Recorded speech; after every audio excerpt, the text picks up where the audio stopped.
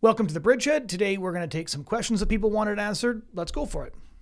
Okay, so why are you restarting the Bridgehead podcast and YouTube channel, and how will this be different from the Van Maren Show? Well, so the Van Maren Show is primarily an interview show where I talk to pro-life activists and family activists and essentially try to give a really good picture of what the social conservative movement is like. I cover the same issues that I cover in my columns.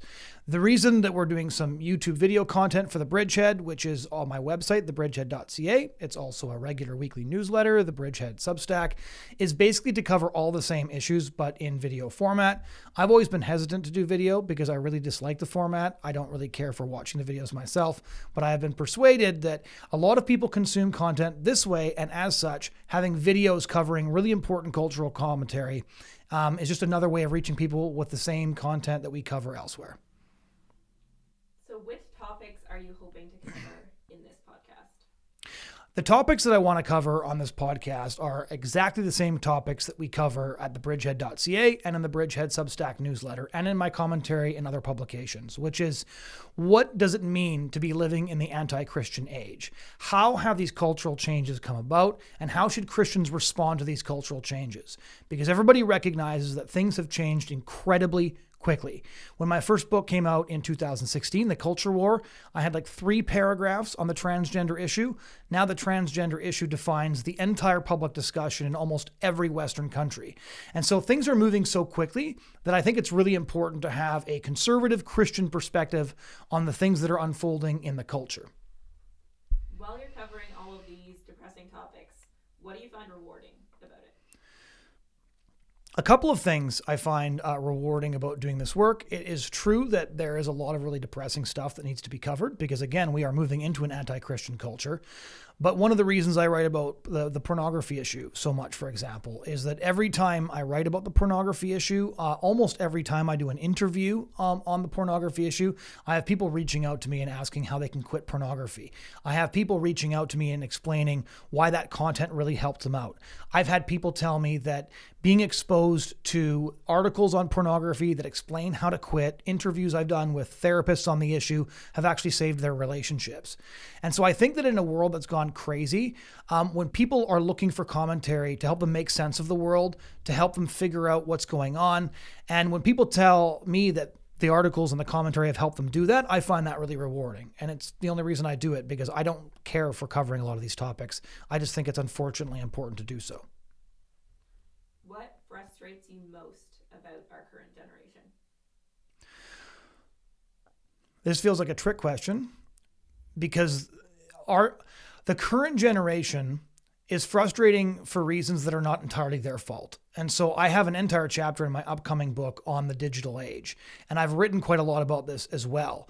But the reality is a generation of young people got handed smartphones, were given access to social media, and this has fundamentally wired the way that we think. And so the way that the younger generation consumes information is often very frustrating and very difficult because the attention spans are incredibly short. Often people aren't thinking through reason, they're thinking through emotion. Often people want to be entertained in all of the content that they consume. But I want to emphasize that the reason for this is because people were given access to incredibly addictive technologies very early on in their lives. And so I grew up without an iPad or a smartphone, or I would be every bit as addicted to these devices as other people are, because these devices are designed to be addictive. And so I always think when I hear parents say, well, I'm giving a smartphone to my child or to my young teenager, and we're just hoping that they learn how to use these tools with discernment. And the reality is that neuroscientists making a small fortune are hired by Silicon Valley tech companies to design apps and devices that are addictive. And so to expect young people to use these devices and these platforms without getting addicted is like expecting them to use a tool in the way it was not designed to be used. So the reality is a generation of young people are addicted to platforms and addicted to technology because that's how these platforms were designed. And that has changed the way we communicate. It's changed the way we think. It's changed the way that we have to reach that generation. And so I would say that my frustrations with the current generation are not their fault. I don't think that the younger generation is increasingly addicted to pornography because they're worse than the previous generations. I think that the world that they have grown up in has imposed these burdens on them, and that's one of the reasons that discussing these things is so important, because we have to understand the culture that the younger generation is growing up in. Which historical figure inspires you the most?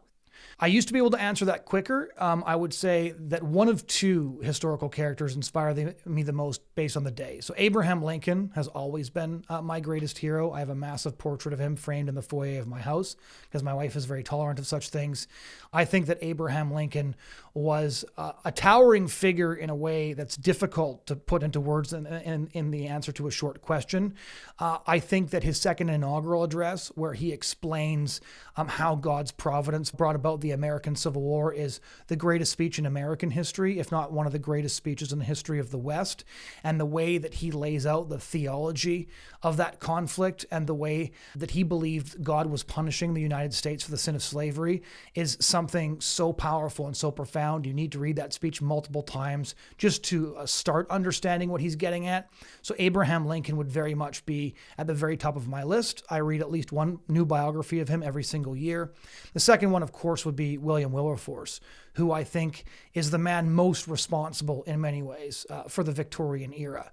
Everybody knows, or at least they should, that he is responsible for the Slave Trade Act of 1807, which banned the slave trade in the British Empire. That was the campaign that, of course, triggered the following campaign to end slavery in 1833. But people don't know that he actually helped start about 70 other movements, including the first SPCA, getting missionaries into India. He was a man who essentially wore himself out in service. And he did so because he believed that being a Christian meant something. And he is somebody who just believed in the Bible so thoroughly that it not only changed his life, but also the world's reigning empire at the time. So Abraham Lincoln and William Wilberforce, the two great emancipators, I think would be my two greatest historical inspirations. But it's a dangerous question to ask me because I have several dozen and I could probably talk about that for an hour. Okay. Tell us about your new book that's coming out. So if all goes well, my newest book will be released in the fall. I was asked last year if I could do a second edition to my 2016 book, The Culture War. And The Culture War was essentially a snapshot of our culture at the time. What I tried to do was provide a very readable resource for Christians attempting to understand the culture that we find ourselves in.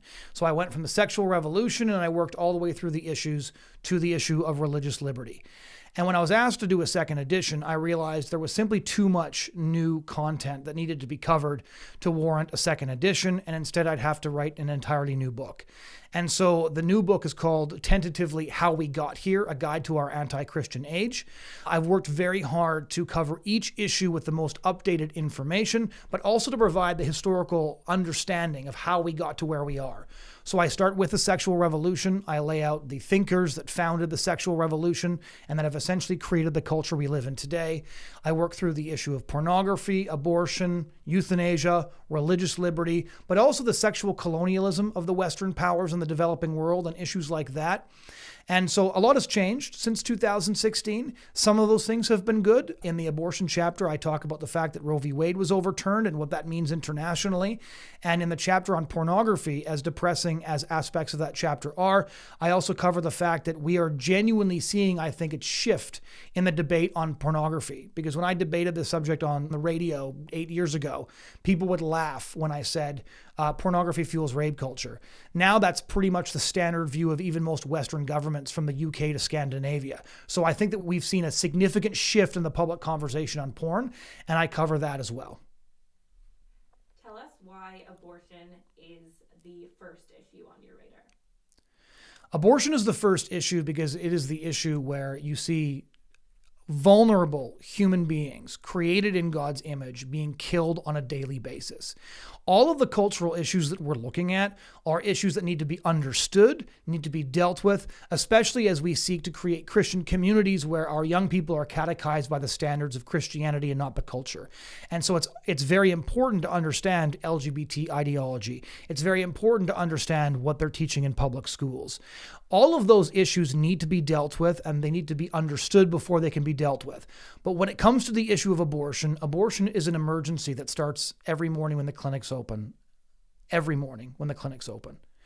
And so for me, abortion is something that we as Christians need to respond to in the immediate term every day once again. Because every day in Canada, around 300 babies are killed in clinics. Every day in the United States, thousands of babies are killed in clinics. And so every day the Christian obligation to save our preborn neighbors starts over again. So there are many cultural issues that demand a response, but abortion is an emergency like no other.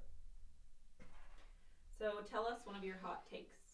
One of my hot takes that people would be surprised to hear, I think, is that most of what we see going on in Canada right now with the suppression of religious liberty, with restrictions on freedom of speech, and with the current euthanasia laws, were not started by Justin Trudeau, but were begun by Stephen Harper because he picked judges with fundamentally progressive worldviews.